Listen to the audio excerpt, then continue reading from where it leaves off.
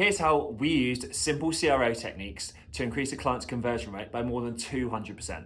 Our main message today is to show you how you can do more with less by using CRO. The great thing about CRO is that it doesn't have to be complicated. So let's dive into the success story. We had a paid landing page with a high commitment call to action of book an experience day, as this was seen as the client's highest value conversion action. There was then a second CTA button to request a brochure. So there were two primary CTAs on one page. Confusing. Campaign data revealed that more users were actually deciding to request a brochure, nice, rather than booking an experience day. This is likely linked to the fact that users weren't quite ready to commit to an experience day just yet. So what did we do? We optimized the page structure to focus purely on getting people to request a brochure. First, we streamlined the navigation by removing the experience day CTA button. Next, we replaced the section detailing what's involved in an experience day with one that explains the contents of the brochure. And finally, we included consistent CTA buttons directing users to a simplified form, making it as easy as possible to convert.